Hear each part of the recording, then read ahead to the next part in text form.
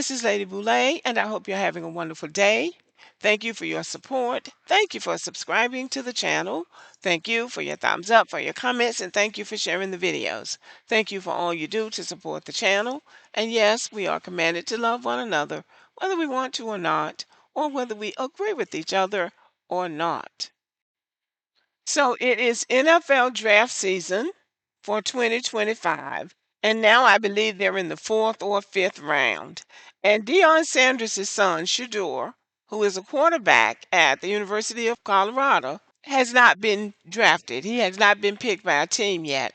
And that is the buzz of the internet. So y'all know me. I'm out here trolling these internet streets trying to hear what's being said. And this is what I'm hearing. They screwed this up.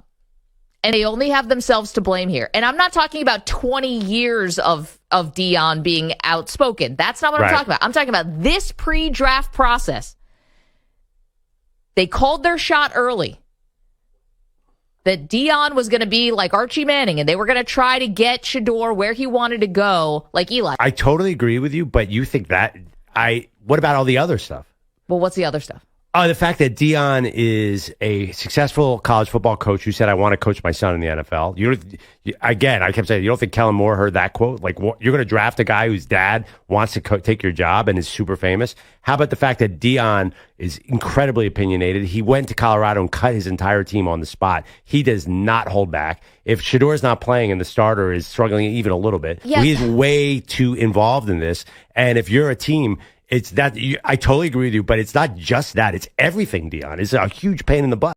No, that guy didn't hold back. He's making it very clear, in his opinion, that it's not about Shedeur or his skills as a quarterback. It's about Deion being a pain in the butt. Now, that's what a lot of people are saying from all ends of the spectrum. They're saying that it's about Deion being a pain in the butt. It has nothing to do with Shedeur as an outstanding quarterback because everybody knows that he is. So they're making it about Deion and Deion alone. However, there is another point of view. Some people are so threatened by someone else's confidence that they want you to dim your own light just to make them feel better. And that's not going to happen here. I mean, let's be honest. You don't like him because he's flashy, because he has a nice watch, better than yours, better than mine. I mean, that just sounds like hating though to me. I mean, he is a rich kid who's really earned it. And that's why people should actually be applauding Shedeur. He doesn't have any scandal attached to his name, upstanding citizen. He's always supportive of his teammates and has been an excellent leader on the field, looks like it off the field. It's not easy walking in the footsteps of your famous dad, let alone Hall of Fame, best to ever do it type dad. But it just shows you how much of a hard worker he really is because no one's going to be harder on Shedeur than his dad and then also himself. So she's making it about Shedeur and the jealousy that some would have of Shedeur, his flashiness, the fact that he is a rich kid. He was born rich. His dad was rich when he was born, so he didn't have to come out there and struggle. He didn't have to hustle from the standpoint of trying to get noticed. And sometimes people overlook that. Just because your dad was a great football player doesn't mean you're going to be a great football player. Most of them are not. Most of them don't have sons that are great football players. But I watched Deion Sanders's reality show when those boys were young, before they even got out of high school. And he was grinding with those kids then. They were grinding then. They were working, and he had them out on the field at his house. And he was teaching them the fundamentals of football. So he put in the work, and they put in the work. So he has two really outstanding football players in his sons. And I think the fact that he wants to be hands-on and, have given advice about where they play, I believe that that is probably playing into the fact that the teams are, not going to put him first. Somebody's going to pick him. Somebody's going to pick him before it's over. I think that people are trying to send a message to the son and the father. Maybe that's what it is. But he's going to get with the right team at the right time, and he's going to be great. I got this off Facebook. Valerie Wynn, whom I don't know, wrote this. She said, let me go ahead and say what some of y'all are too scared or too conditioned to say out loud. The NFL draft proved yet again that when it comes to confident, brilliant, self-possessed black men, The system still prefers you quiet, grateful, and deferential. Shedeur Sanders not going in the first round wasn't about stats. It wasn't about ability. It was about optics. It was about a new generation of unapologetically black athletes who ain't waiting for validation, contracts, or a pat on the head. Shador is the blueprint. He's got his father's swagger and his own receipts.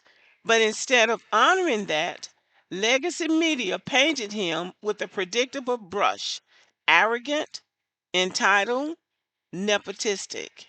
Let's talk about this anonymous NFL coach who said he needs to be humbled. Humbled for what?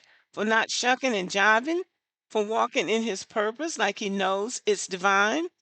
When Brady flexed, y'all called it greatness.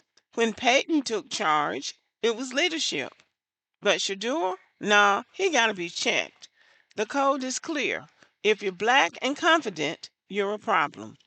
And while we're calling it out, let's not ignore how they overshadowed Travis Hunter, the number 2 overall pick in the entire draft, by plastering headlines about his father being on probation and needing court permission to attend. Yeah, I noticed that too.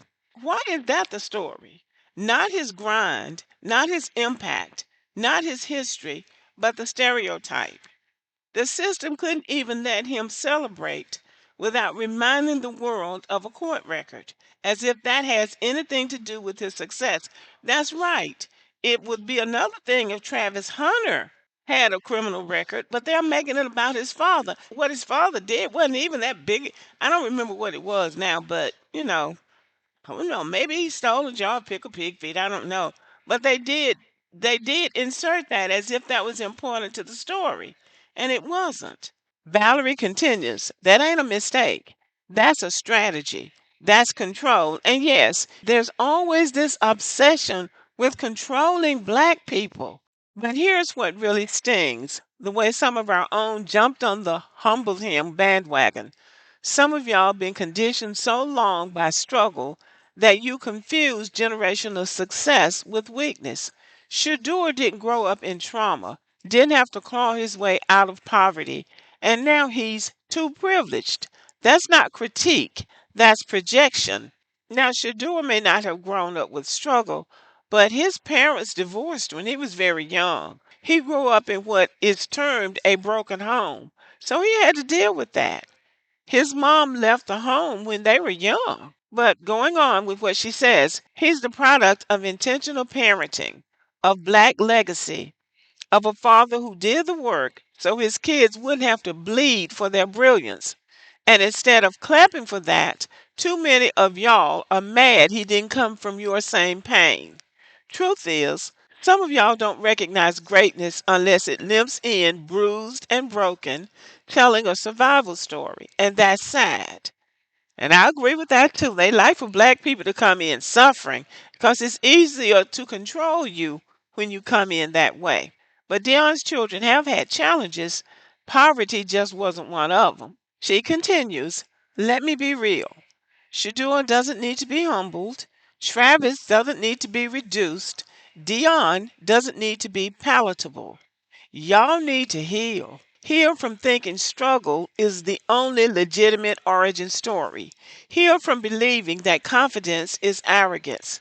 Heal from the addiction to suffering that makes you resent anyone who walks in freedom you never had. And I think that is a profound point because Shador is him. Travis earned that spot. And Dion, he's been telling y'all since the 90s, look good, feel good, play good. And for those still in their feelings, let me spell it out. You don't hate their confidence. You hate that it exposes your insecurities. So keep talking, keep doubting, keep trying to humble what was born to shine. Meanwhile, they'll keep rewriting the narrative and building a table so big your hate won't even be heard from the end of it. The realists win. This is an interesting take on the situation. We have to keep building each other up. We have to build our young people up. We cannot be led by losers and haters. This young man has earned the right to be on a professional football team, and he will be on a professional football team. His light is going to shine, and we're going to see and feel the glow of it. I came across this message first, and this is a very good way to end this video. So take a listen to this lady. I know it's late, y'all, but I had to come on here. I was watching the NFL draft, and let me say this. When God has a hand in your life, no round, no ranking, and no room full of decision makers can block what's yours. You can silence purpose, but you can't delay destiny. You can't dim a light that was meant to shine in dark places. Delay never equals defeat. But let me tell you something. When greatness is written on your life, no scheme, no smear, and no sabotage can erase it. Withholding a title or a moment will never break your spirit when God is working on your side. You can't humble what God has already lifted. Listen to me. You cannot humble what God has already lifted. See, God meant that when he said, touch not my anointed.